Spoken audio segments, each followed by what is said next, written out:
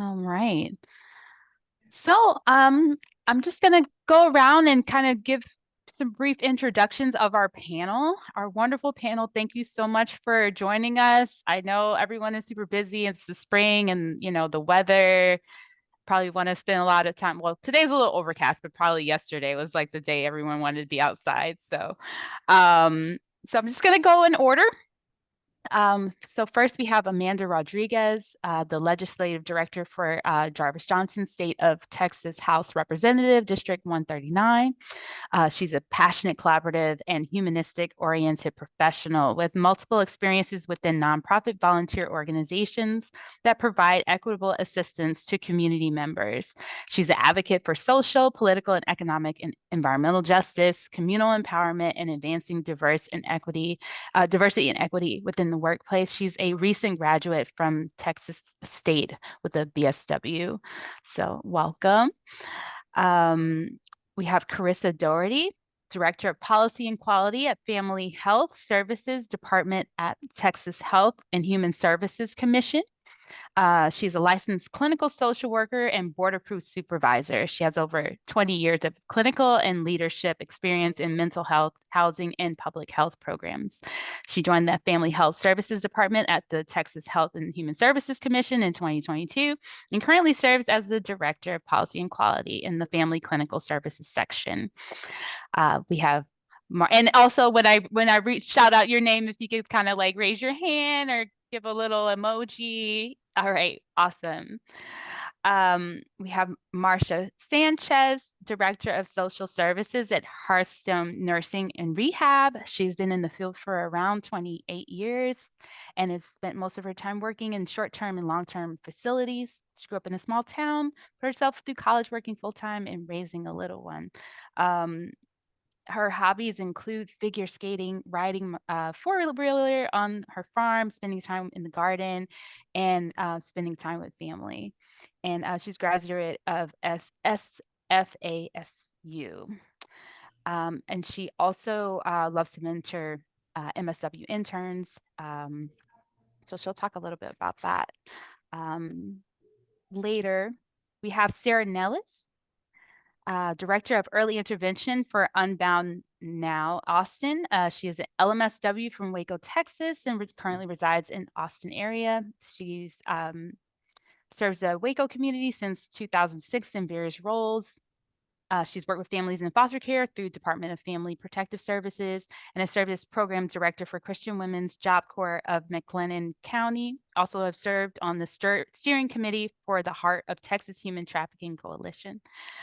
She earned her master's in social work from Tarleton State University. She has been a recipient of the Andrew Marks Student Advocacy Award through the National Association of Social Workers and the Sybil Bentley Dove Award. She enjoys traveling with her husband and exploring new coffee shops with friends. And then last but not least, we have Thea Apostle, clinical assistant professor at the CPIC School of Social Work and School of Law, University of Texas. She's clinical assistant professor at our school with a dual degree advisor for, and also dual degree advisor for the School of Law. She has worked with capital defense teams in both Colorado and Texas, from pretrial litigation preparation and consulting to state and federal post-conviction cases. At UT, she teaches interdisciplinary course on mitigation and sentencing advocacy and has taught classes in law school related to capital representation at trial and post-conviction proceedings, as well as social welfare policy and social problems in the MSSW program. So welcome, everyone. We'll get started with some questions. So what are your primary responsibilities and duties that fill a typical day for you as a social worker in your field? And I guess we can start popcorning. I've not quite gotten the hang of like the whole panel, like how who goes first. So whoever feels moved to go. Or let's see. Amanda, you look like you want to. I can go. I can go. Sure. Amanda, thank y'all for having me. Super happy to be here. My day is a little bit different. It varies every day, honestly. So for those of you who don't know, the legislative session only meets every odd year. for 140 days. We are not in a session right now, so my days are actually high key really chill. I try to take them slow. This is sort of like my recovery. This is where we do a lot of research, talking with like a lot of people who are directly, we work primarily on like criminal legal system related bills. So this is really the time where I'm just talking with people, getting to know their experiences, the gaps in Texas policy that exist. Um, so yeah, but it also can be just talking with the rep directly, talking with people down in Houston. That's where we're from. Um, so yeah, it varies. It's not particularly interesting right now, but during the session, it's all right. Awesome. Sarah? Hello, I'm Sarah Nellis. I work for Unbound Now. It's a anti-human trafficking organization. We do have about 6 offices across Texas, and I actually came to Austin to help start the Austin office. So my day as a director of early intervention varies. So because I am a social worker and I love to do direct services as well, I do have a small caseload compared to other staff members who are advocates. So I do carry a small caseload, but I also do a lot of prevention and education within the community. So we partner quite a bit with a lot of other agencies. So we collaborate with the Juvenile Justice Center, with schools and RTCs. So we work, together to bring education and early intervention services to at-risk youth who are engaging in risky behaviors that put them at a higher risk of being exploited and trafficked. And so that is the department I cover and serve, and also just overseeing social work interns that come in and work some of the case management work in case management services through our advocacy services and our early intervention program. So, and a lot of program development and grant reporting and all of that stuff as well. It's kind of an overview of what I do, but the days are different depending on what is on the schedule. Yeah, it definitely sounds like a very dynamic day. Like there's not a typical day to say that. So, Marcia? So my day varies. It could be different every day, but mainly, I don't know if most people are probably familiar with long-term care facilities, but we also do rehab. We have people that come here with, fractured hips or arms, and they do rehab, and then I'm also the discharge planner, so I set up, home health, DME, and any other resources that they need. Sometimes people don't have places to go to. It can be very challenging, so I have to help them find those placements. For the long-term care patients, I don't know how much time do I have to speak. I mean, it's a lot. Oh, yeah, we have plenty of with- time. I mean, literally, our job description is 2 pages long. Not saying that no one else's is, because I love what y'all do. I'm so elated to be a part of this group right now. This is amazing. I thank each and every one of you other social workers what you do, and you have a very good and hard job to do. And it's Social Work Month. So we do assessments to get a baseline of their cognition. We do mood assessments to make sure, if they're suffering from trauma, or have depression. We do social histories to get a good background, about who they are. We got to get to know how to treat the patient, and it goes, back to getting to know that person, not just their medical modalities. It's the psychosocial part of that person will affect, their living here and if they have to go home. I do have cases in long-term care that they do want to go back home. Therefore, I have to reach out to community resources to work on that. We deal very closely with psychiatry here. We have psych services that come to our building once a week. We do have quite a few on those services, mainly for those that have medications for the psychiatry to monitor their psych meds. We deal with very difficult patients and families. It can be very challenging. They come in very sometimes sad, angry, they're grieving. And we have to take a step back and not take anything personal and just kind of meet their needs as just saying, you know, I'm here for you. It looks like you're afraid of something. Tell me, talk about it. I'm going to walk you through this. We work very closely with hospice companies. We do have people that go on hospice here or palliative care. Can it be sad? Yes. Are there happy moments? Yes. We have a lot of fun here, but there are moments you ask yourself, oh my gosh, why am I still doing this 28 years later? But for some reason, I always end up back in the same place. I've been with this company now 3 years, but as you said, I've been in the field for a long time, which shows my age. But I've really enjoyed working in this field. It brings joy, happiness to my heart, knowing that I have made a difference in someone else's life, the patients or the families. I just had a family walk by here today. It actually was an attorney. And he said, I just want to thank you for the way you handled that situation yesterday. I was like, oh my gosh, you're welcome. I mean, that's what I'm here for. I don't want recognition. I just want to make people happy. That's all I care about. But you know, at the end of the day, it is something different every day. There's a lot of meetings we have. There's a lot of assessments we have, a lot of documentation. And just really diving and exploring what these families and these patients are about, so we can meet all their needs. But it's fun. It's challenging, but I'm still here. I enjoy it, and I love having interns. I love being a mentor, and I love teaching them how to deal with these kind of difficult situations, especially, and so they won't be taken back if they ever decide to go to this field, and they'll say, well, at least I know now what to expect. It's so I don't hold anything back. I try to teach them as much as I can.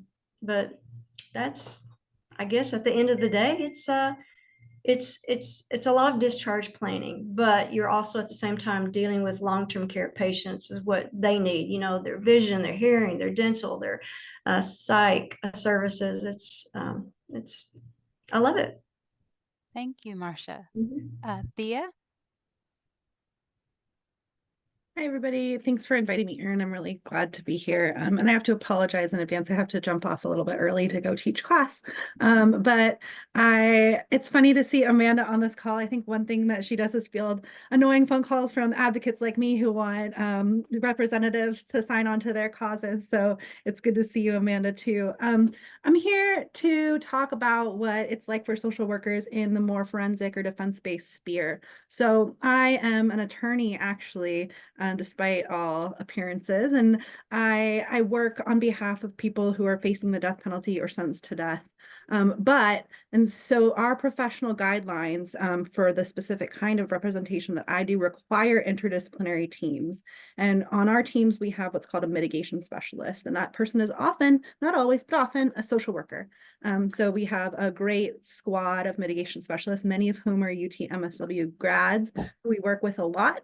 I personally supervise 2 MSW field placements or practicum placements in our clinical program. So we teach law students how to be effective death penalty advocates, and we train them from their educational backgrounds to work with interdisciplinary teams. So we have law students and social work students working together, just like we do in our representation. And on our teams, at both the trial level and in post-conviction, when we're working to win post-conviction relief or overturn a death sentence, we really need to develop the biopsychosocial history of our client because it provides context and an explanation for why these terrible crimes happen. We talk about mitigation as an explanation, not an excuse, right? So I just had a conversation over the weekend with a person that I had never met before who was like, wait a second, you defend murders? And I was like, no, I don't defend the murder. Like, the murder is bad. But what we do is we develop our client's life history and, do the kind of medical history, the social history, the psychological history, their family and community history to determine what factors shaped their development, what deficits they may have that make them less culpable. And even if they're somebody that has a relatively normal degree of functioning, what are the kind of factors that restrain their choices, and why did they end up in the situation where they often, not all of our clients have committed the crimes as charged, but many of them have, right? And so then we need to explain why this happened so that the jury or the decision maker gets a full picture of that person beyond the accusations that they have happened. So we really, part of that job is getting to know your client. And understanding them as a person so that you can represent who they are to the decision maker in a holistic and accurate way. And we have to really think narratively, right? How do people understand and interpret and process information? What are the narratives out in popular culture? Like, what's the true crime, like, through line, right? It's almost a logical proof. This is an evil thing that happened. The person is evil. We have to punish them. And the right thing to do is to punish them and execute them. And that will kind of restore order to society. But what we really have to do is problematize that kind of logical proof. And our job is difficult because it's emotionally exhausting and it's expansive, and there's always more. There's more records to collect about somebody. There's more witnesses to talk to. There's more high school classmates. There's more elementary school teachers. But whereas a prosecution focuses on, the elements of a crime that the person's charged with, did this act happen in this particular way? Our job is to focus on somebody's entire life. And so the stories that we tell are more complicated, but they're more true. And so I think it's a really great way to use your social work degree to kind of undertake both individual advocacy, but more social justice change. Thank you, Thea. Carissa. Yes, thank you. I'm Carissa Doherty, right? Thank you for the introduction and thanks for the invitation to be here. Might help to level set the section that I am oversees at least 6 major primary and preventative healthcare programs, all designed to meet the needs of low-income Texans in largely underserved areas. So we're like the safety net for folks that don't qualify for Medicaid, don't qualify for other benefits. There are intersection points with a lot of other panelists here. We work closely with the legislature. We follow the legislature's lead and operationalize legislature that's passed after each session. So we do follow that session timeline as well. And in the off times when session isn't happening, like now, we're busy implementing legislation that passed. So our work varies, like what Marcia said and Sarah said. There's no typical day, but it's largely project-based. So our projects at the state level really circle around procurement. When we're in that cycle, we are funders. So that's a different kind of take than being on the community-based grant writing end of things. We're actually developing those requests for proposals. We're developing the evaluation tools. We're making recommendations for funding. And then we're doing a lot of contract work because all of our services are provided at the local level throughout the state. So we are heavily on the contract side of things. A lot of our work also then dovetails into developing the policies and program rules for each of those funded programs. Our teams are responsible for that work, as well as updating our Texas Administrative Code for the rules and regulations that folks at the local level who receive that funding have to abide by. And I'm also overseeing our section strategic plan, which is really just about continuous quality improvement. So making our systems more streamlined as best we can, improving communication channels, you name it. That's what we're trying to do at the state. Thank you. So that brings us to our next question. Can you describe some of the most rewarding aspects of your work? And I'll start with Marcia. I'm trying to mix it up. That's cool. I think that when families are really struggling what to do with their mom or dad as far as the care plan. What do we do when they start declining? Is it time to put them on hospice or palliative care? And I think when we all sit down as a team and talk through this and they come to a decision, and it's rewarding, and because they say thank you, we could not have done it without you. I think it's just, I just feel so lucky, and it sounds weird, but I feel lucky to have that conversation with them, because I feel like had I not been there for them, they would just, had not known what to do. I mean, I feel like God has blessed me in this spot because I have helped them get through the most difficult times and come to a decision, because it's hard to let go. It's the hardest thing, is to sit down with a family and explain, options. Here's hospice or palliative care. And they're not always open to that. They are just scared to death. They are, in fear and grieving and just overwhelmed. And I'm lucky that I can help them solve that puzzle and come to a solution, and then help them walk through that. I'm not going to just say, oh, here, we're going to put you on hospice. The last time you're going to see me. I walk them through that. I check on them as often as I can. And when they pass, I'm there for them, and is there anything I can do? And they're just like, no, you did it. We could not have done it without your team here, because they're lost. That's the best part. Thank you. Sarah? Sorry, I was muted. No worries. No, I would say the most rewarding thing of my job is when a youth who would have been missed in our community is identified. And when I say that, a lot of times, a lot of our youth who are exploited and trafficked, it takes about 2 years for them to identify as a victim.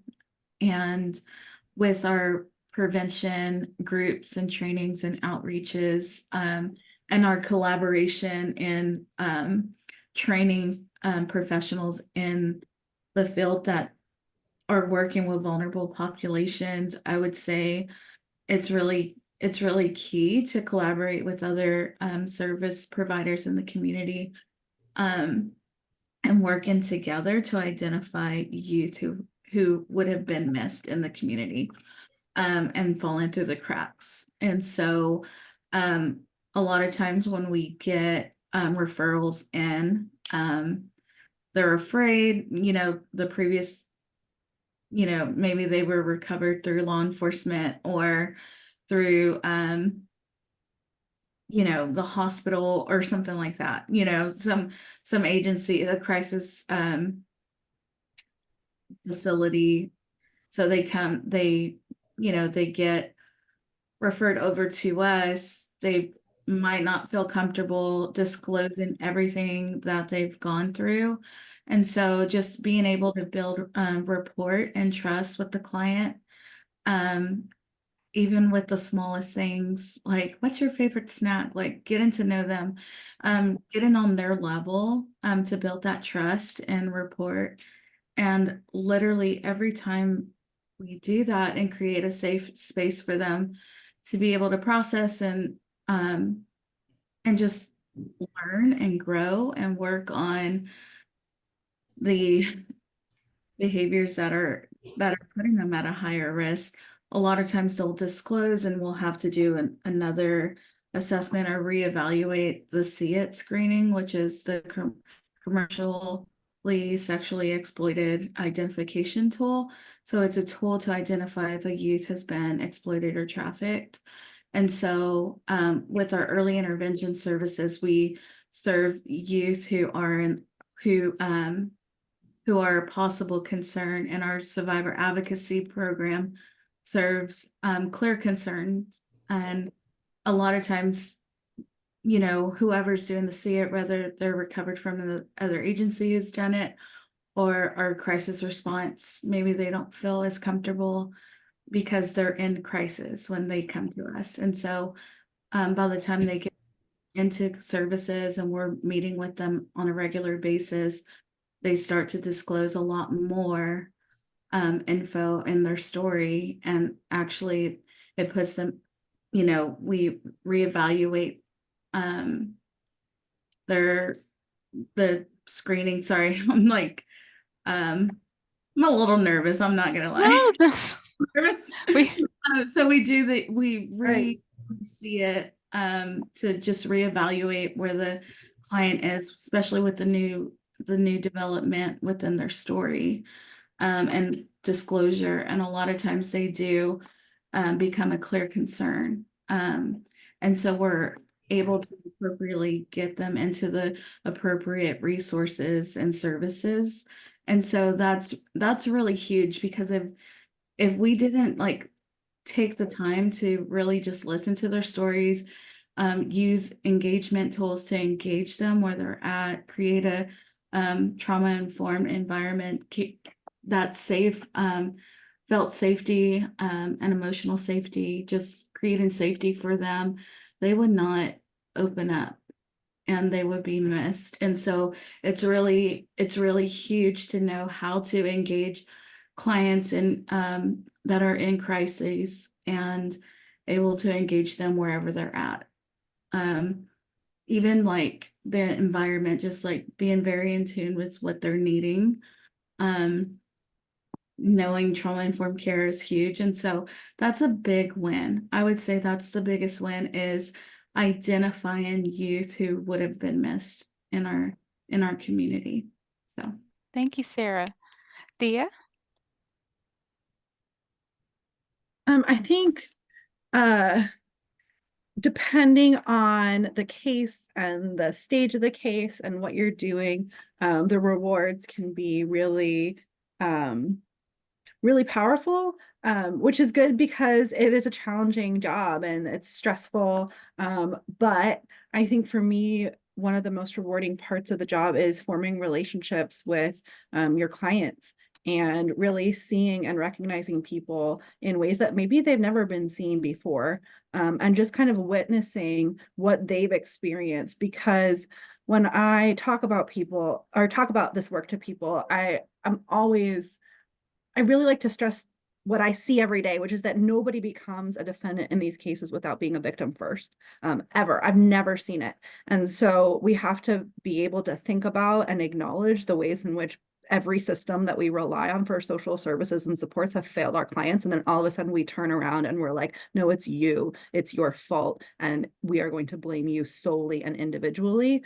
And to be able to treat our clients with respect, and work through their process of maybe recognizing what happened in their lives that led them to this point, can be really transformative for them. And they're on death row or they're serving life without parole, and they're still kind of learning about and growing into themselves. And you can kind of walk through that with somebody.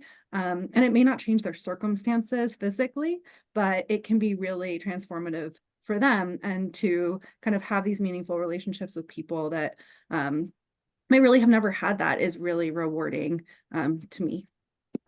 Also, is this being recorded? Oh, it is. Yes, it is. I mean, it's also kind of rewarding when the government pays you to problematize the government. I find that really satisfying. Thank you. Carissa?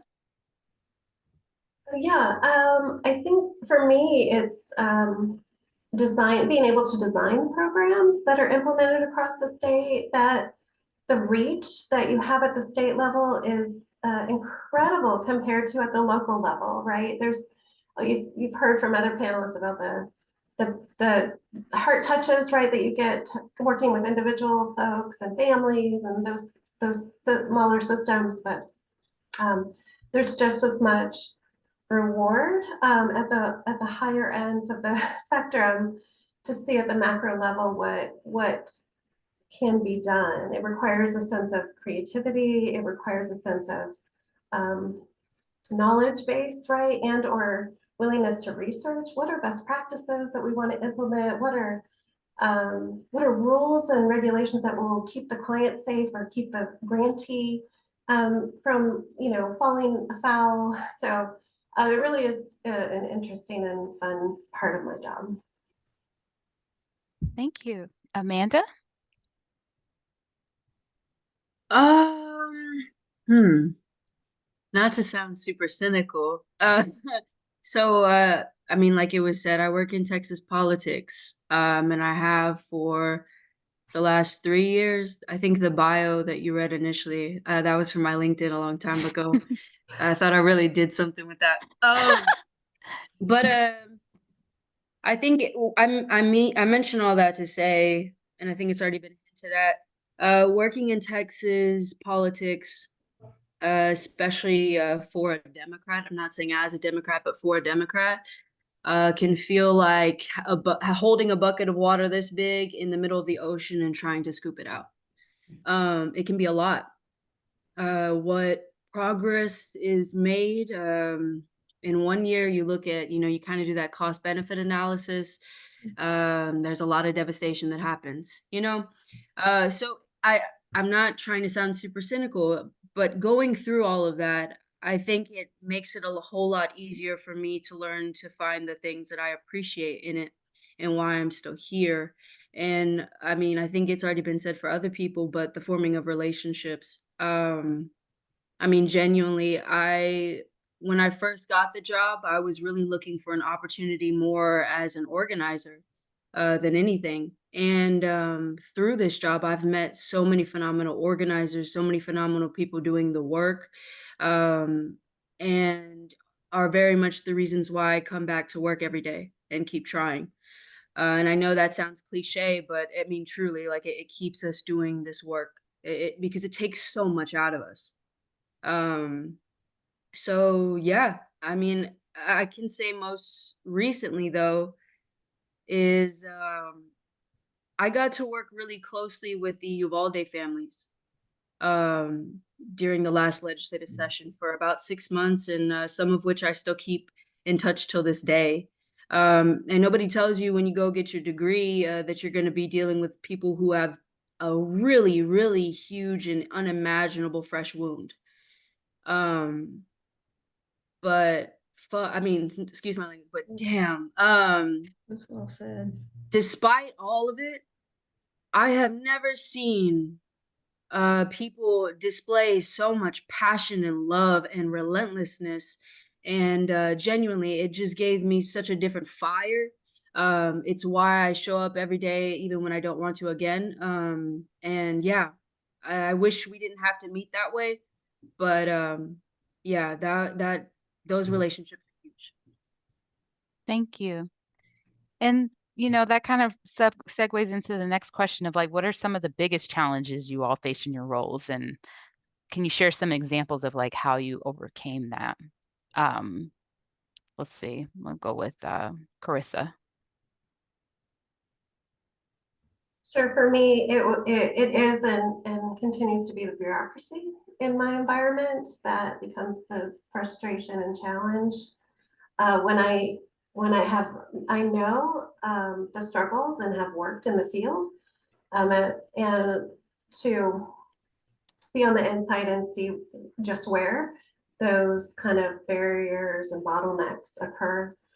So I do whatever I can to mitigate those.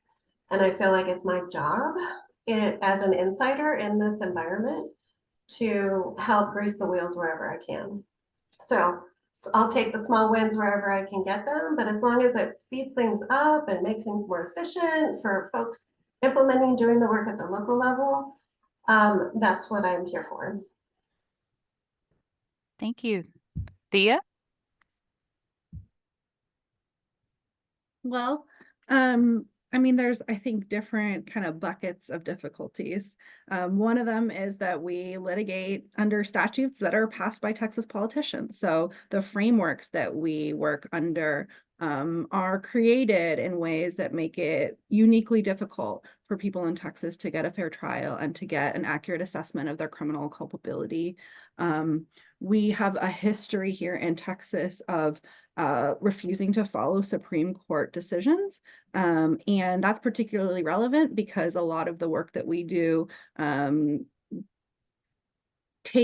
engages with constitutional violations that occur, right? Our clients are being deprived of certain rights, or they are being subjected to execution even though they're intellectually disabled. And even though the Supreme Court said that the states can decide how to structure that determination, Texas decided that they would structure the determination so that people with intellectual disabilities were still being executed. And it took about 12 or 15 years for the Supreme Court to say, no, we meant that you actually can't do that, right? So sometimes we are litigating righteous legal issues in the context of law that makes them dead in the water. And that is really frustrating. But it's also, like Amanda said, it kind of gives you the fire to continue to fight what is the good fight and to raise the issues that you know should win.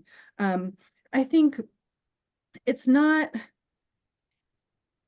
Abolition of the death penalty is not a universal position, right? And particularly in Texas, it's not necessarily part of the cultural oeuvre that surrounds Texas. So it can be isolating, but I think there's a really great community of people that do this work, that care about our clients and each other, and we keep each other going. I think, you know, we don't read the comment section, right? Like, never read anything on the internet about us or our work, but also kind of forming those relationships within our communities that sustain us to keep doing the work. And, you know, it can be really hard to form attachments to people and see them as whole human beings and then witness their dehumanization every day.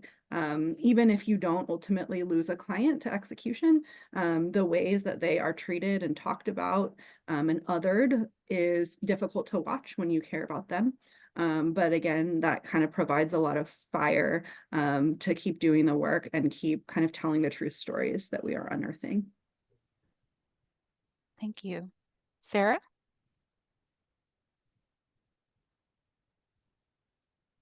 Yes, there are so many challenges in this field. I think the biggest challenge is there are some cases that you work that keep you up at night. There are just a few. And I would say the biggest challenge is when they choose to go back into the life, especially when there's that trauma bond. So trauma bond is real, and basically when a victim of trafficking they create a bond, especially with their trafficker, because the trafficker is actually providing everything that they're needing, right? Shelter, food, clothing, all the things, all the basic needs. And so a lot of times when they come out of the life, one of the biggest challenges is shelter, especially in Austin, in our area. And so sometimes it's difficult to find shelter and placement for clients who are coming out of the life or fleeing from their trafficker. And so a lot of times just navigating the system is really overwhelming. And so that's part of the stuff that we do, is we try to navigate all the systems, you know, for them to get the appropriate resources.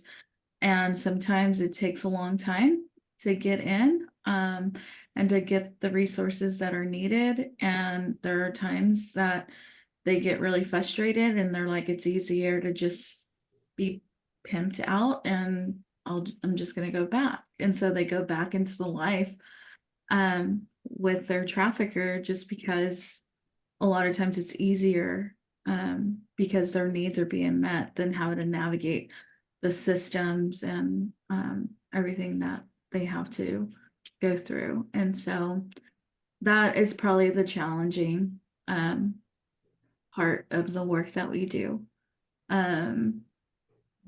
is having to navigate some of the systems that are broken and hard to get through, and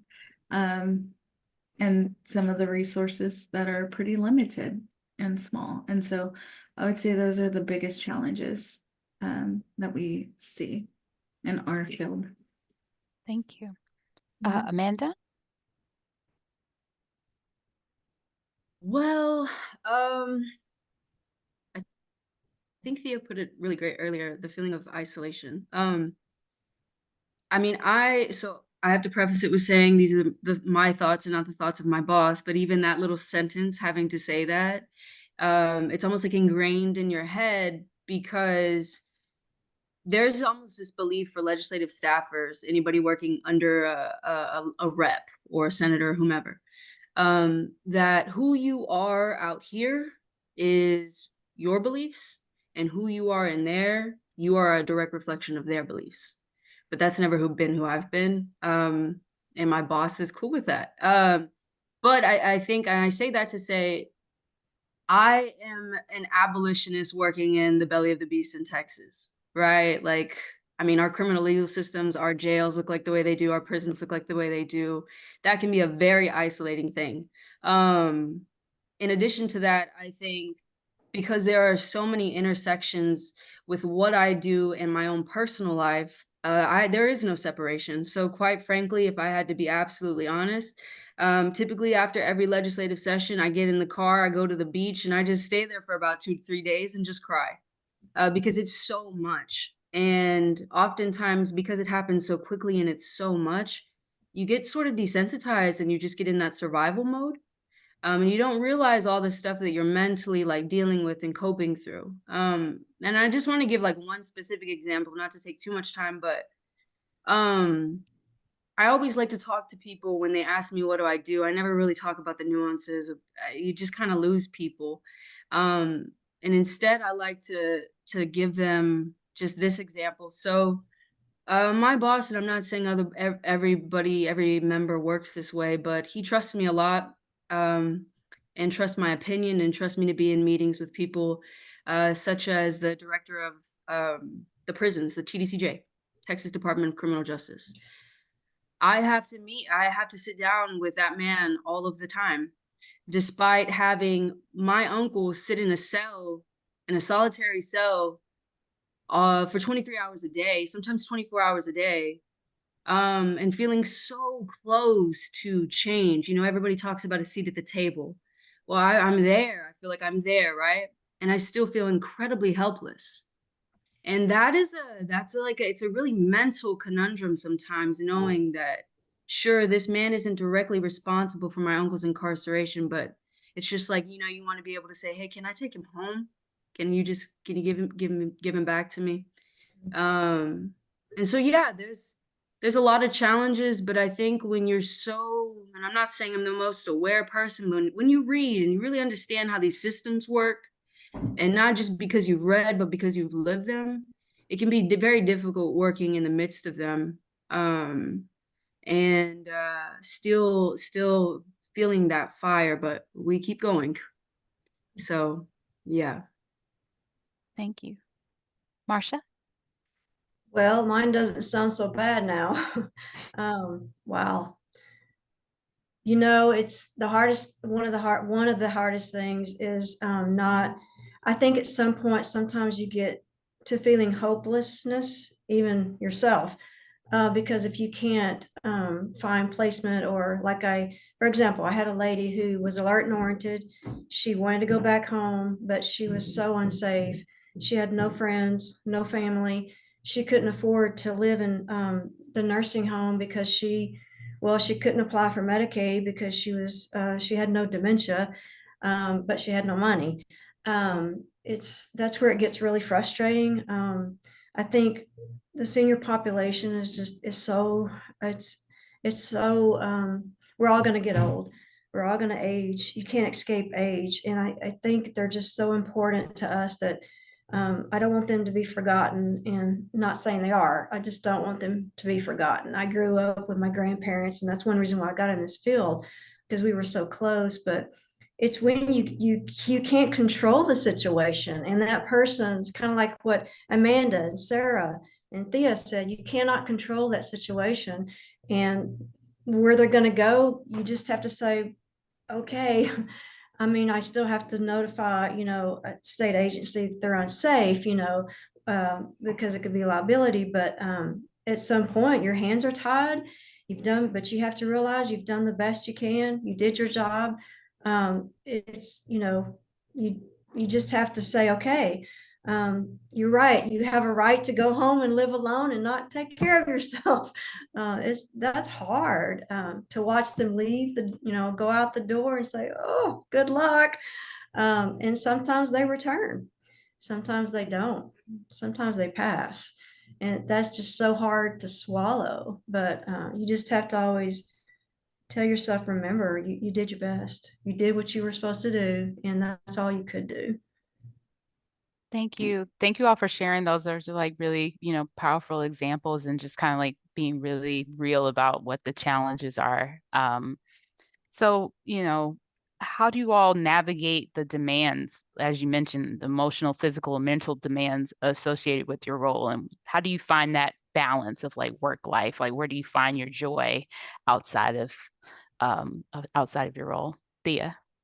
I just raised my hand because I'm gonna have to jump off after this. Yeah, yeah, sure. I'm happy to take the first shot. Yeah, sure. Thank you. So one thing that really helps me is community. Finding people that are doing the same work for the same reasons, that will affirm you and remind you that like we are right. And even if we're not winning, it's not for lack of trying, and it means that we have to keep trying, and keep telling the truth, and no matter who's listening. I find that like movement is really important to me, to kind of get like exercise. Like Sarah was saying, there's just stuff that doesn't leave you, but to whatever extent you possibly can, to like clear some space for, my partner, my dogs, my mother, my sister, my friends. And sometimes I just can't hold everything. So I need to like, something's got to go. And I find movement practice to be really helpful. I like to go outside and touch grass. Like sometimes I forget how important that is, but particularly when you're working within oppressive systems that are like feel all encompassing and sometimes immovable. Like it wasn't always this way. It doesn't have to be this way. We can make things different. And it's unnatural that we do it this way. Like sometimes it feels so kind of predetermined, but like people built these systems, like we can change them. And I find that like trees and grass and sunshine and water really help me like remember that. Thank you. Marcia, I know you have to jump off soon too, so Yeah. I'll have you go next. I think that I had to learn how to compartmentalize my work and my home life. It's important, and in a way, we're all caregivers. It's important to take care of yourself, because if you can't take care of anyone else. I have, when I leave, I just have to leave it behind. I focus on, what I like to do most, my kids, my grandkids, four-wheeling, and just, it's not that I forget them, but it's always there. But if you let yourself sink inside, how am I going to help others if I do that? I have to stay strong, and I have to just keep plugging away, and it's going to be here when I get back. They're going to be here when I get back, and I'll just pick up where I left off and just keep doing what you're doing. And somehow it all works its way through. It always does. Just take care of yourself. Remember, you got to remember yourself too. It's okay to take care of yourself. It's not like it doesn't mean you don't care about others. You have to do that. Thank you. Sarah.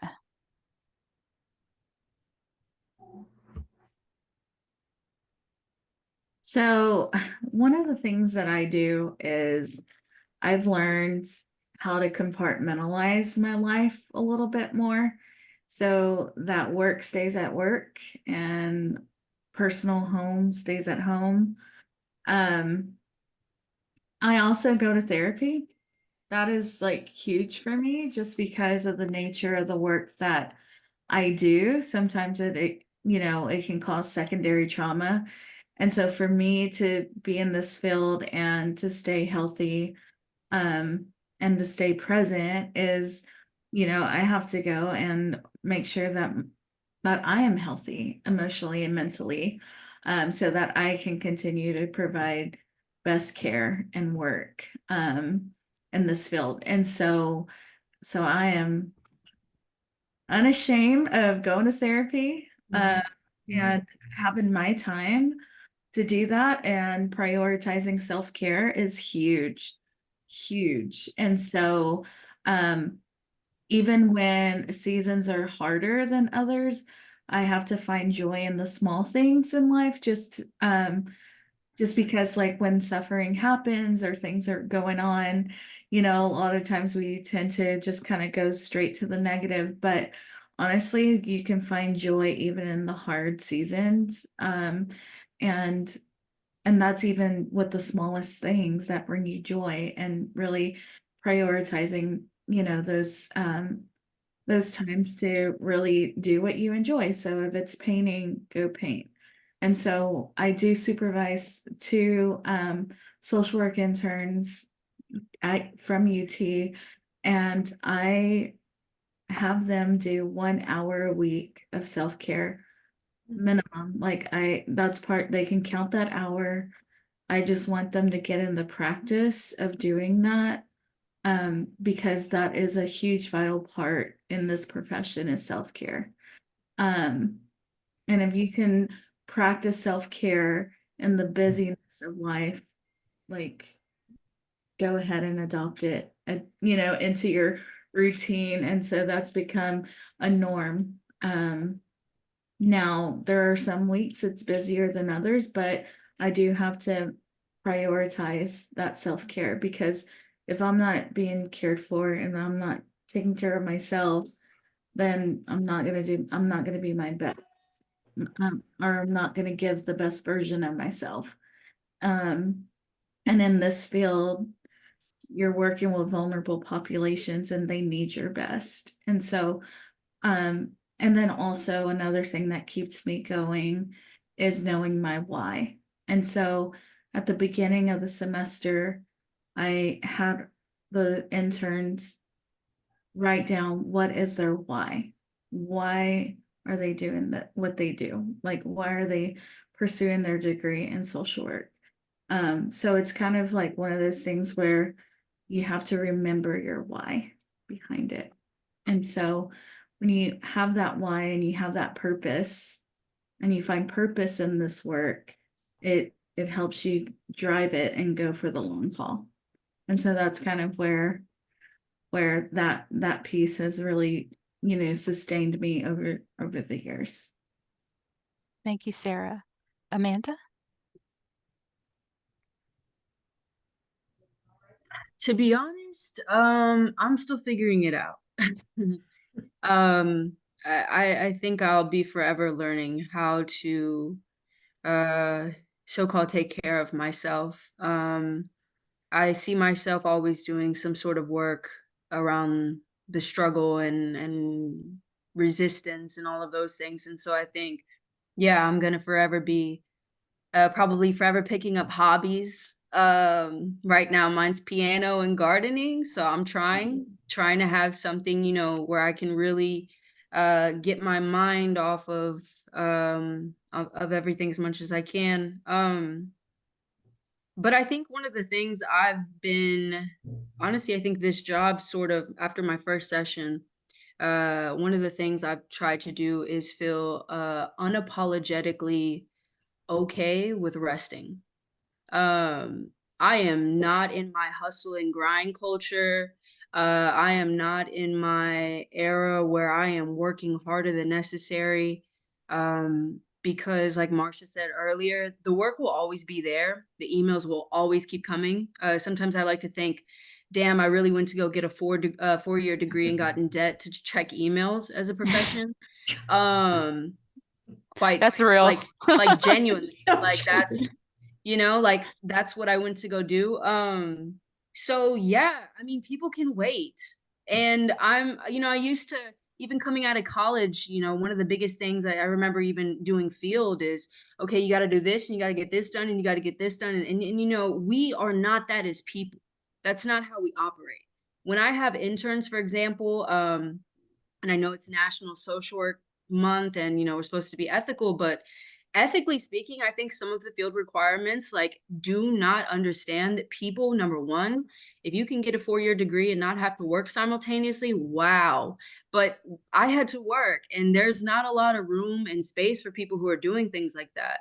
There's also not a lot of space for people to have those days where, you know what, I'm going through a lot. Like, hey, this work genocide balance is a lot.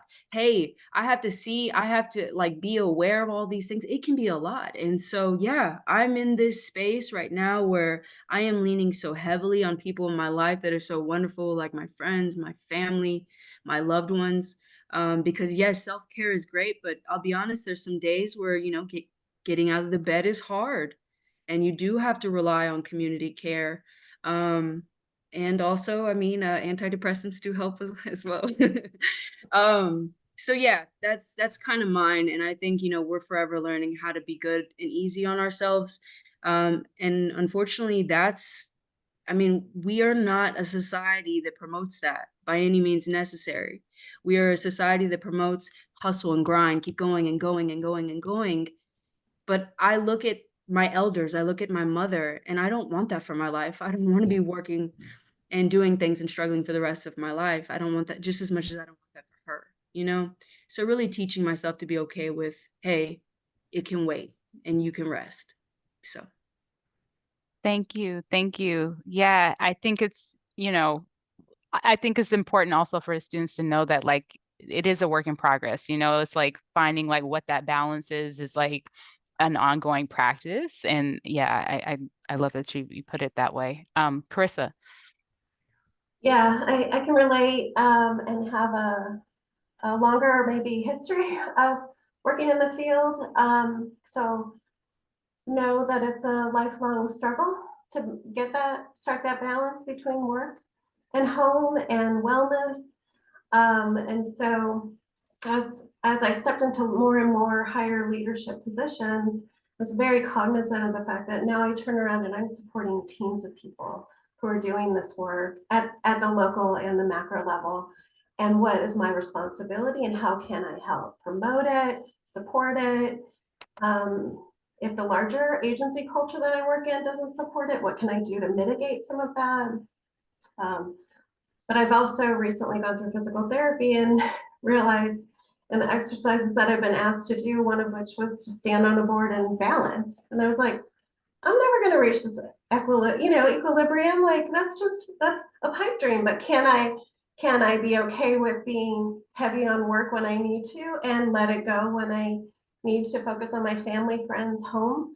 Yes, that's where I'm striking for. And I'm just kind of always trying to move and pivot.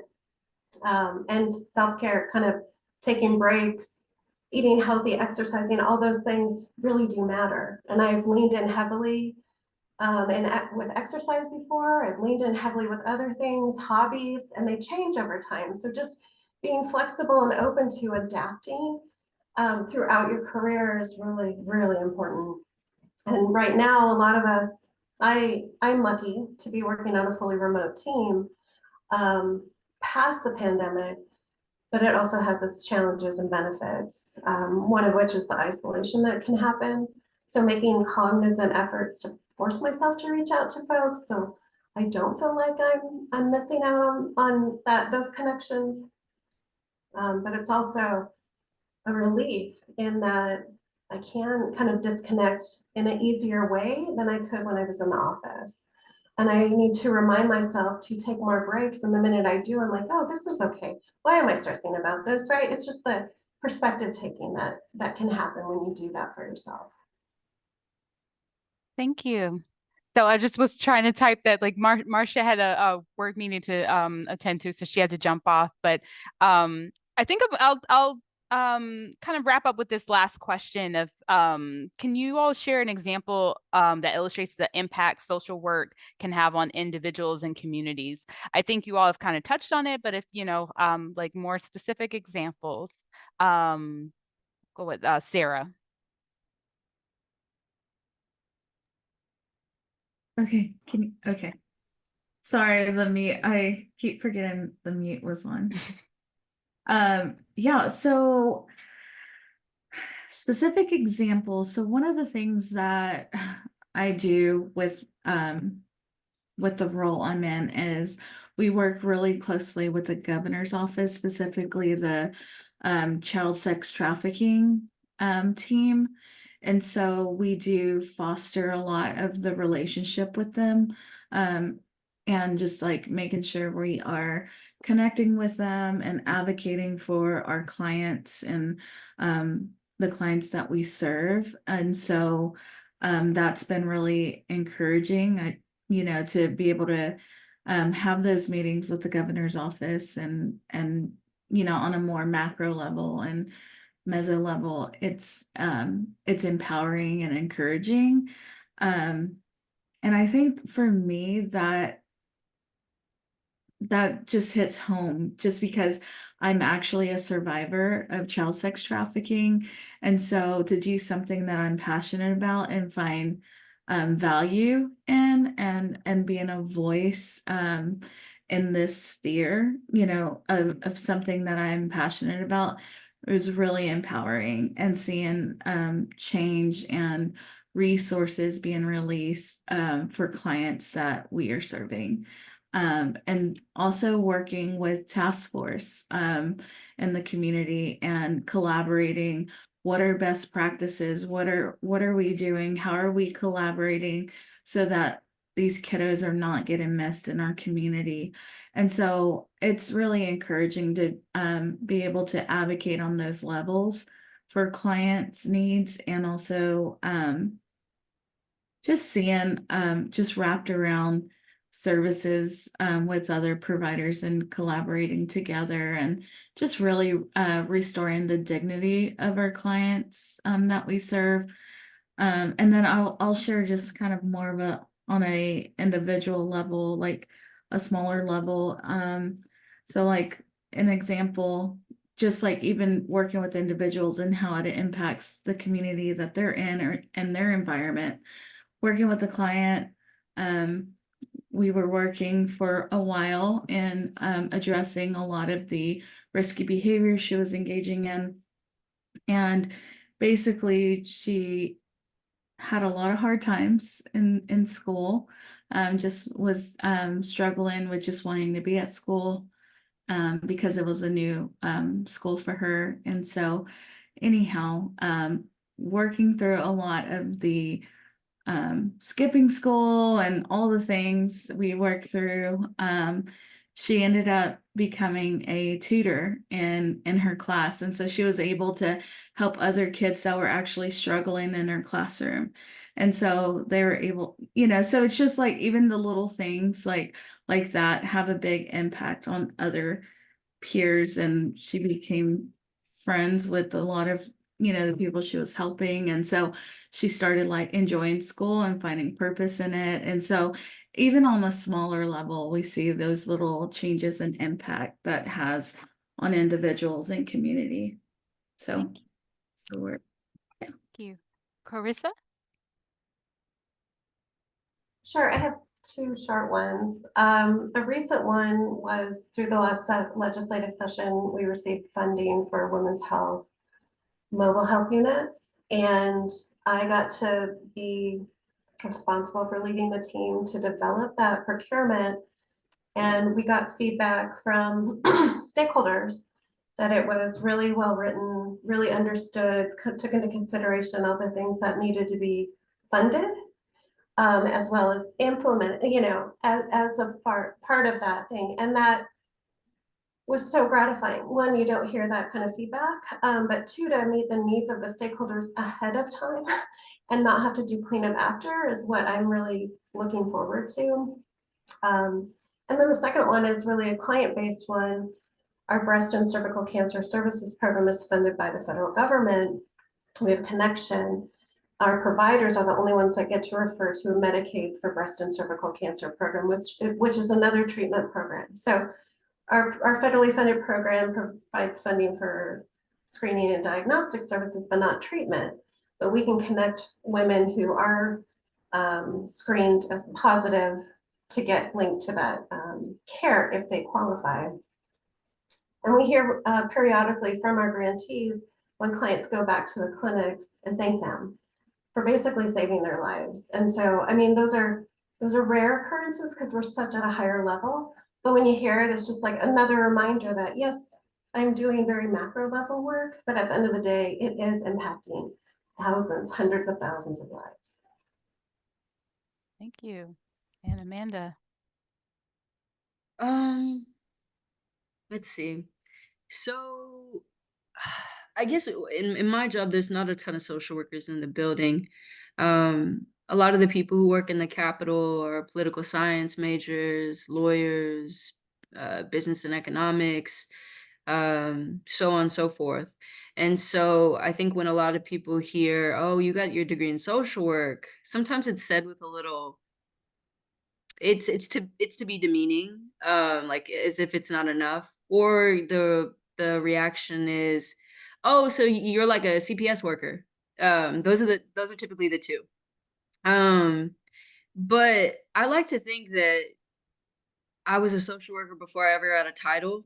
Um, growing up in a community where you take care of one another, to keep one another safe. It's almost like a natural thing. You want better for the next person is a type of mentality. And so I think going into having that background, and then of course learning everything I learned while in school, and even everything that I'm learning now, I think it brings different perspectives to a building, much needing different perspectives. It brings a more humanistic side of things. For example, no, I won't take too much time, and I haven't talked about legislation, but I think I want to give an example here. Um, a lot of the times when we do criminal legal system related bills, people don't often understand that there's a huge amount of people that get left behind. So what I mean when I say that is you often hear bills trying to keep people in prison for less time, and you look at the people eligible, they have misdemeanor offenses, a little bit smaller offenses. And I don't normally share, my uncle's charges, but he's wrongfully convicted of murder. And so you often have a whole group of people who are in this state convicted of things like murder. It could be big amounts of fraud. It could be other things. They're completely left out of the discussion. And my question is always why? They're still people. And I think that seems like a small question, but a lot of the things that happen in the building, there are not people who pause and say, well, why? It's a very yes man type of building. You do what you're told, you go about it the way it's been done. And that's just not me. So I don't know if that's because I'm a social worker or because I couldn't care less. But I think that's what that building needs. And so um, I don't even know if that answered your question, Yes. but okay. Yeah, But I mean, just being able to, I think it's probably both. I think it's because you're a social worker and also just because, you're the type of person that's drawn to social work. So Yeah, and I think, regardless, y'all have heard people, all of the panelists there, we all do very different things, and some things, a lot of things intersect too. Um, but I think one of the things that when I talk to like students, one thing I really wish I heard as a student was that it's okay to be authentic in what you do. Right. Like I did a panel on Friday and I had somebody come up to me afterwards, and it was for social work. And she said, it's so refreshing to hear somebody, and I know it was a compliment, but she said, it's so refreshing to hear somebody be so real, like to speak so real. And I know what she means when she says that, but no, I don't care to code switch. I don't care to do all that stuff because I feel like when you're 100% yourself, it allows you to feel a different level of comfort with your work, and people then therefore can be comfortable with you.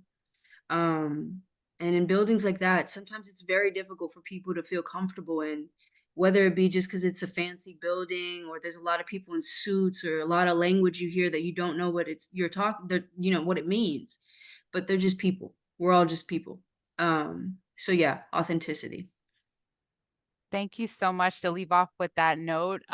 Is so wonderful. So I'm gonna open up to our students to ask some questions. If you all can either drop it in the chat or if you want to unmute yourself, we can take a few questions. Yeah, literally anything I want to ask. I know the Zoom platform's It's a a little bit little, different. yeah. Yeah. Okay, so there's yeah. Mostly a lot of really nice comments. Any Not all at once. questions? Hey y'all. I've been lurking this whole time. I'm Eden, the program, Hello. program.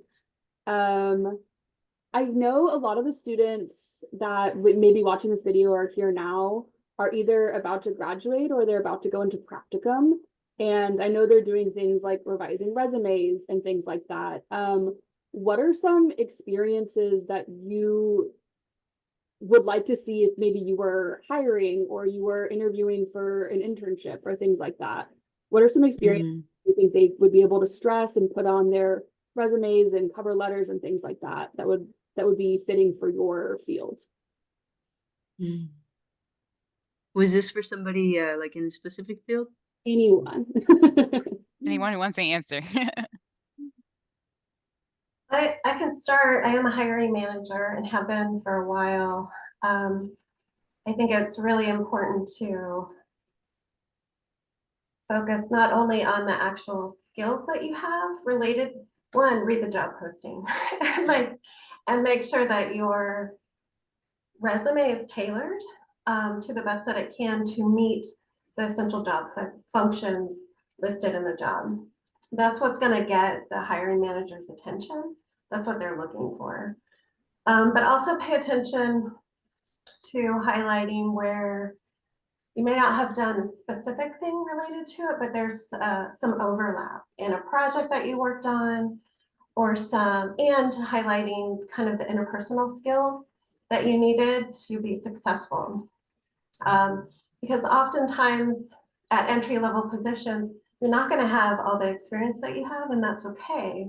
You also don't ever try to get in the head of the hiring manager. You will never know what they're actually looking for. If you see a job that you're interested, just apply. It never hurts to send it out there.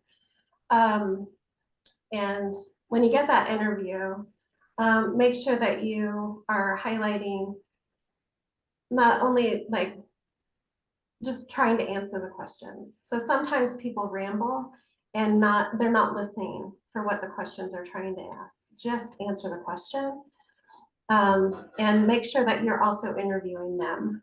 So that is as equally as important in terms of what is your work environment like? What is your day-to-day activities? What is your supervision style? What can I expect from you as a supervisor in terms of support and understanding, right?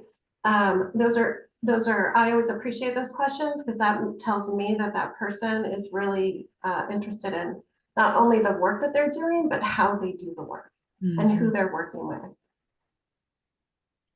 Thank you, Carissa. Yeah, I always stress that with students that like shoot your shot because you just never know. And it's like the worst that can happen is a no or a no answer. But you'd be surprised like how many times you apply for something and it's like, I don't meet all the qualifications, but yeah.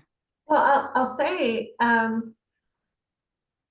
every intersection with a hiring manager, where it's a phone screen or an actual formal interview, is your time to, again, like what Amanda said, be yourself, be authentic. You want to go into an environment that's going to accept you for who you are. So don't hide. Don't try to be something that you're not. And again, I have benefited myself in my career from just sending my resume out there and then going on this whole other trajectory, because I love social work for the generalist aspects of it. I have done a lot of different things with my degree that I'm very grateful for. Thank you. So there's a question for Amanda. How did you get into working with legislation? Meaning, what process did you go through to get your job? So I went to Texas State to get my bachelor's, and of course we have field the same way. And I will not say I had any aspirations to work in the building. I actually wanted to do like grassroots organizing, things like that. But literally one day when we had our NASW day at the Capitol, I don't know why, but I felt compelled to give a speech, and somebody who was picking field had heard it. I don't want to say I got lucky because I earned it with full humility. I need to reword because I always say I got lucky. Um, but yeah, I got it through field. It started off as an internship, and when Carissa talks about like interviewing the people that you work for, literally, I was only planning on doing an internship because I felt that, okay, I'm an abolitionist. People think I'm a leftist. This is never going to work in a building like this. But then I found a member who really supports me and creates an environment where we don't have to agree on everything, but he lets me be myself and he gives me the tools to be better. And so yeah, that's how I got here now. But I think even before that, it was a job that I think it was destined to happen, and I say that because um people typically talk about policy like it's something really difficult to understand and something that a lot of people can't create and do. But our lives are constantly, everything is a policy decision. Everything from homelessness, everything from people not having access to healthcare, that's all a policy decision. And so living in these worlds, we are aware fully of what's going on around us. People just need an opportunity to get in the building and get a shot to like put these ideas into action. And I got that shot. So yeah, that's why I try to be reciprocal with it too and try to plug people in with offices. And for anybody on the call who's interested in working on in offices, I guess my biggest piece of advice that I don't hear enough in the building is please, please, please do your research on the member that you work for. A political affiliation is not enough to say that that means a person is a good person and a good person to work for. Just throwing that out there. Thank you. Mhm. So we have another question in the chat. Looking at job postings, I often see that organizations want both the education and some number of years of experience. It seems to me that it's a bit of a chicken and an egg trying to get into the field that to get that experience. So can someone speak on that? Well, I would I mean, I say agree. that those organizations are, like you said, putting up barriers for themselves to find good candidates. I would also say, put in your resume, submit an application, all the same. Well, how we typically word them at the state is experience can sometimes substitute for education or vice versa. And that opens up the applicant pool for us. But yes, they're kind of limiting themselves about who, and it's who they could work with, who they could mentor, who they could professionally grow and develop. I'll just say, a lot of it is, I believe, like organizations hedging their bets of like, who they're going to get. Because with job postings, they know that no one is going to meet all of those expectations, all of those. There's definitely some like, non-negotiables where it's like you must have, if it's a, licensed clinical social worker, you have to have that license, or if you have to have a master's degree or, bachelor's degree in social work. Yes. But, as Carissa mentioned, a lot of these are suggestions, apply anyways, because you just never know if they're looking for, if all of your experience is, what they're looking for, and you might not have the, if you don't have the education or if you don't have the work experience, but you have a lot of the coursework or you have a lot of the, experience in practicum, that could put you in the pool, in the candidate pool. So never take yourself out of the running. Yeah, it's just such an ambiguous process. Like, genuinely, if I tried to, I think about it all the time. Like, if I tried to apply for my job without getting that internship, I probably would have never applied, thinking that I was not enough. But now on the hiring side of things, I truly, and maybe this is like I'm speaking at UT right now, but I truly couldn't care less where somebody goes to school or if they go to school. Genuinely, because there are so many things that people have that you cannot teach. I cannot teach somebody to give a fuck. I mean, so excuse my language, but I cannot teach somebody to care. I cannot teach somebody to care about people and have passion and patience. Some of those things are inherent qualities. And sometimes I think that a lot of these things that people put on job postings are yeah, to keep people out. And I get that sometimes that's intentional for the sake of the work, but yeah, always never take yourself out of the running. Ever. Ever. Send the application, and if it's for you, I'm a person that highly believes it'll happen. And if they can't see what you have, then it just wasn't the place for you and you keep trying. But we spend too much time working, too much time at our jobs to just apply for something and be miserable. You know, so yeah, it's so ambiguous of a process. Yeah, well said. So we have another question. Any advice or insights on pursuing an LMSW or LCSW? So those questions would probably be to Carissa and Sarah.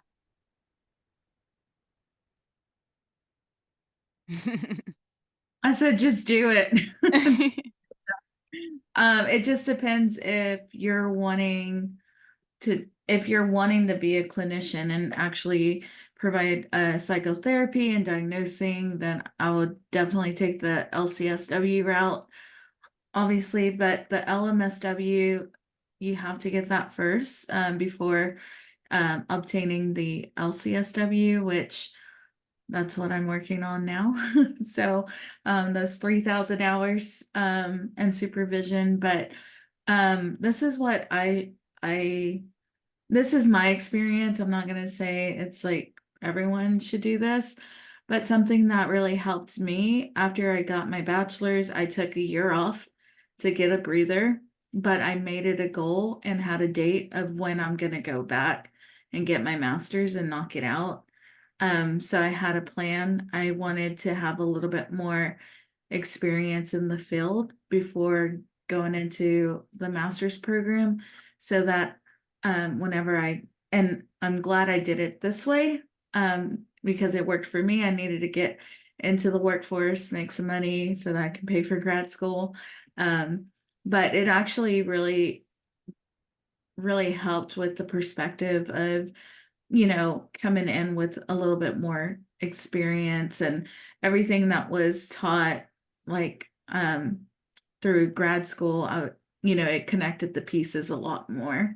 So that was really helpful for me. I'm not saying, take a time, a year off or not and work, but I would say, do what is best for you and in this next season of graduating, whether that's going into the field and working or doing both, working and part-time and going to school full-time, whatever you feel is best for your situation. I would say I'm always an advocate on education. Education is key. Keep going until you reach what you really want to do and be. So yeah. Thank you. Yeah, I'll just piggyback on what Sarah said.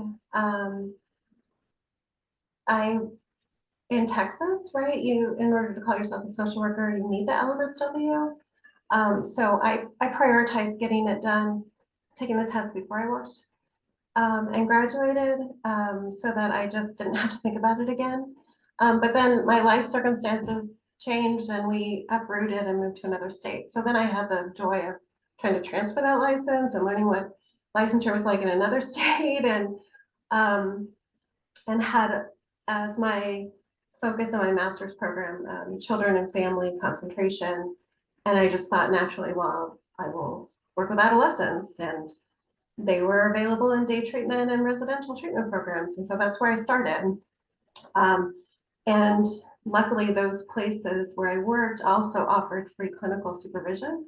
And I cannot tell you how wonderful that was, because otherwise it was cost prohibitive to me. So that's kind of how I got into that, and through my experience then decided that ultimately it wasn't for me, but grateful to have had that experience, glad to still have it. And I do keep up the certain, CEUs and trainings, because I feel proud about all the work. It is work. It is a hard thing to do to get it. But even though I don't use it in my day-to-day work right now, I appreciate the training and experience that I had and the perspective that I carry with me all the time, having had that experience. Thank you. And just one last question in the chat. I'll just kind of summarize it. And I'll direct this to Amanda. So, you know, what are some options of jobs that are available for someone who has a BSW degree that, you know, maybe pursuing their MSSW? So I did see that question in the chat. In favor, I hope I'm pronouncing your name. I wanted to see, so is the MSSW online? I don't know. Some of the best advice I ever got was yes, you can do something alongside what you're already planning to do. So if I don't know what like type of medical social work you're trying to do, but I know as far as like wanting to keep a job, you know, because we need money, and then getting the BSW, but also still wanting to have an experience. If you're interested, there's a lot of people at the Capitol who do medical related policy and need social workers in their office. I only say that because with our job, because it fluctuates so much, truly, like you can do two things at once. So for example, I work full-time, yes, full-time, but I'm also a full-time community organizer.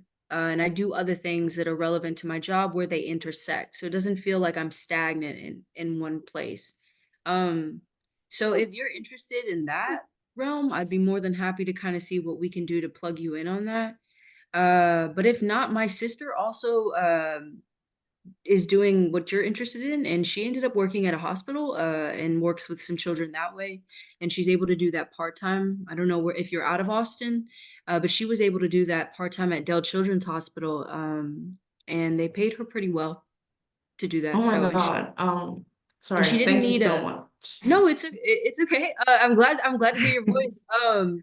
So that route works too. If that's also what you're interested, she works with children about like the ages like between 5 to 10. Mhm. And she didn't need like they paid for what little certifications she needed, but she didn't need to be LMSW, MSW, Oh, LCSW, anything like that. okay. Wow. This is great because I'm a student at UT. Yeah, Okay. so I'm Oh yeah, yeah, I'm on definitely. campus. Okay. It's Okay. okay.